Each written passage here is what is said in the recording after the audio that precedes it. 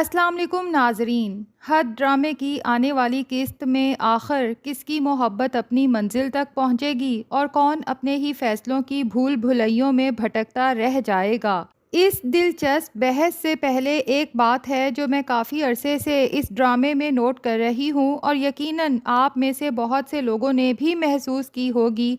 سچ پوچھیں تو زینیہ اور سیرت سے کہیں زیادہ سمجھدار تو ان کے گھر میں کام کرنے والی شبانہ لگتی ہے، کیونکہ جہاں زینیہ آج تک اپنی زندگی کی تباہی کی اصل وجہ سمجھنے سے قاصر ہے، وہیں شبانہ نہ صرف ساری صورتحال کو بخوبی سمجھ رہی ہے بلکہ کئی مرتبہ اشاروں کنایوں میں سیرت کو بھی حقیقت سمجھانے کی کوششیں کر چکی ہے۔ لیکن مسئلہ یہ ہے کہ غرور انسان کی آنکھوں پر ایسا پردہ ڈال دیتا ہے کہ اسے سچائی نظر ہی نہیں آتی۔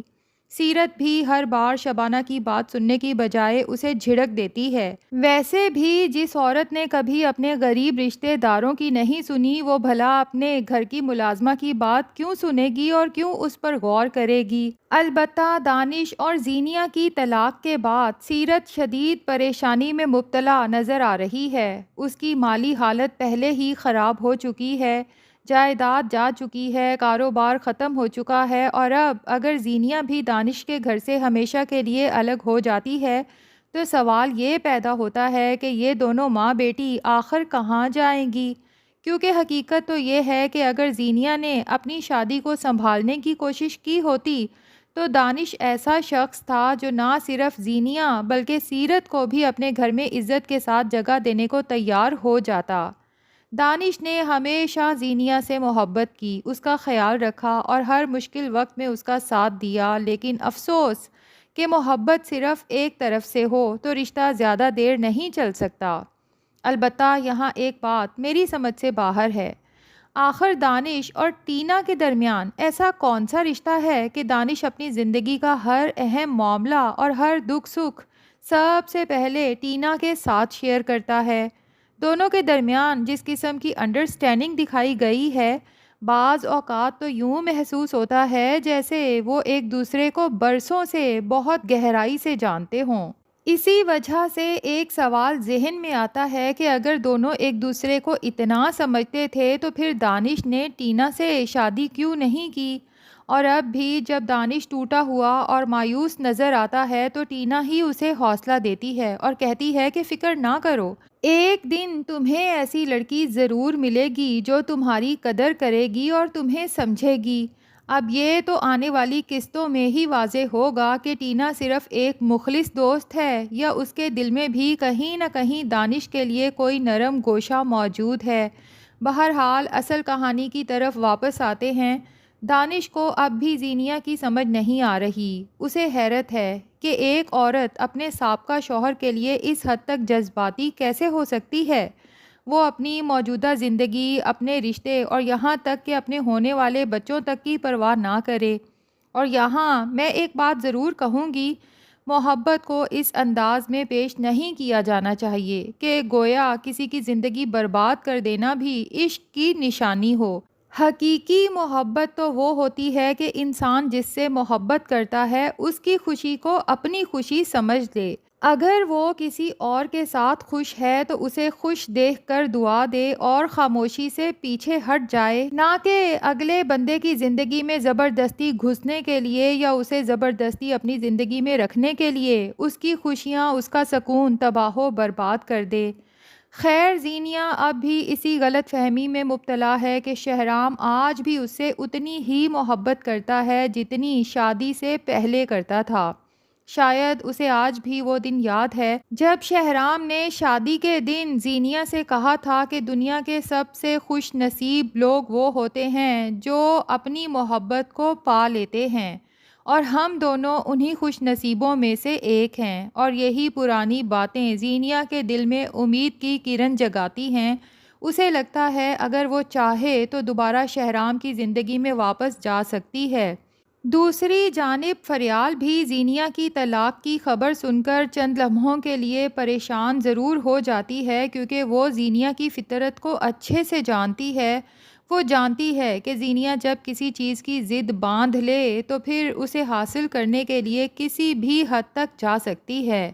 لیکن جب فریال اپنے دل کا خوف شہرام کے سامنے بیان کرتی ہے تو شہرام اس کے تمام خدشات دور کر دیتا ہے۔ وہ فریال سے کہتا ہے کہ تم نے ایسا سوچا بھی کیسے؟ آج میری دنیا صرف اور صرف تم ہو۔ تم، میں اور ہمارا آنے والا بچہ میری زندگی کی سب سے بڑی حقیقت ہیں، اور ہماری خوشی کسی تیسرے شخص کی وجہ سے متاثر نہیں ہو سکتی۔ شہرام کی یہ بات سن کر فریال کے چہرے پر بھی اطمینان نظر آنے لگتا ہے، اور پھر فریال ایک بہت خوبصورت بات کرتی ہے۔ وہ کہتی ہے کہ میاں بیوی ایک دوسرے کا لباس ہوتے ہیں، وہ ایک دوسرے کی کمزوریاں چھپاتے ہیں، ایک دوسرے کا سہارا بنتے ہیں، اور وفا اور اعتماد سے اپنے رشتے کو مضبوط کرتے ہیں۔ دعا کرتے ہیں کہ فریال اور شہرام کے اس محبت بھرے رشتے کو زینیا یا کسی کی نظر نہ لگے، جبکہ دوسری طرف اگر بات کریں شانزے کی تو ناظرین سچ کہوں تو شانزے کو لے کر کئی چیزیں سمجھ سے باہر ہیں۔ جب شانزے فیروز کے گھر سے نکلی تو دن کا وقت تھا، لیکن جب اس نے گاڑی سے چھلانگ لگائی تو رات ہو چکی تھی۔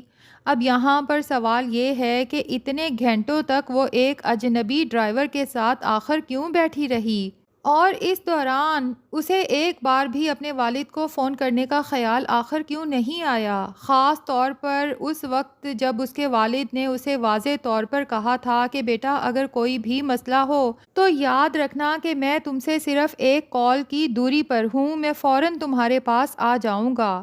پھر شانزے کے پاس اور کوئی محفوظ جگہ بھی تو نہیں تھی۔ ایسے میں سب سے بہتر فیصلہ یہی تھا کہ وہ سیدھا اپنے گھر واپس جاتی اور اپنے والدین کو ساری حقیقت بتاتی۔ ایسا بھی کیا وعدہ کر لیا اس نے فیروز کی ماں سے کہ اپنے پیرنٹس کے سمجھائے ہوئے تمام سبق اور وعدے بھول گئی۔ بہرحال اب صورتحال یہ ہے کہ زخمی حالت میں ملنے کے بعد بھی شانزے اپنے والدین کو پوری حقیقت نہیں بتا رہی، لیکن فریال چونکہ بہت ہی سمجھدار ہے تو شانزے کی شکل دیکھ کر ہی اسے اندازہ ہو جاتا ہے کہ معاملہ بہت سنگین ہے۔ جب وہ تنہائی میں شانزے سے بات کرتی ہے تو شانزے فریال کو سب کچھ سچ سچ بتا دیتی ہے۔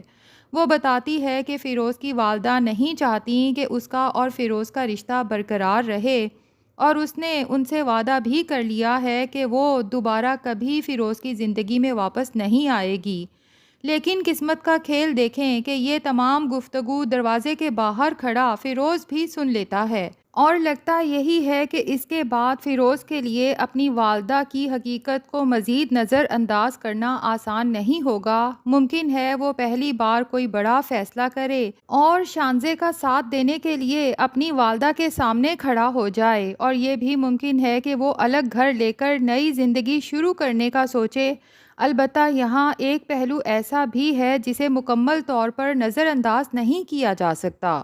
فیروز کی والدہ نے جو کچھ شانزے کے ساتھ کیا وہ یقیناً درست نہیں تھا، لیکن ایک ماں ہونے کے ناطے ان کا خوف کچھ حد تک حقیقی بھی محسوس ہوتا ہے، کیونکہ ریحان بار بار ثابت کر چکا ہے کہ وہ غصے میں کسی بھی حد تک جا سکتا ہے، وہ جہاں چاہے پہنچ جاتا ہے اور کسی کو بھی نقصان پہنچا دیتا ہے۔ ایسے میں فیروز کی والدہ کے ذہن میں یہ خوف ہونا فطری ہے کہ کہیں ریحان ان کے بیٹے کو نقصان نہ پہنچا دے۔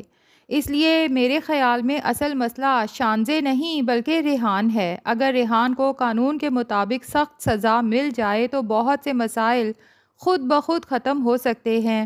حیرت کی بات تو یہ ہے کہ اتنے با اثر اور وسائل رکھنے والے لوگوں کے ہوتے ہوئے بھی ریحان مسلسل آزاد گھوم رہا ہے اور بار بار خطرناک حرکتیں کر رہا ہے۔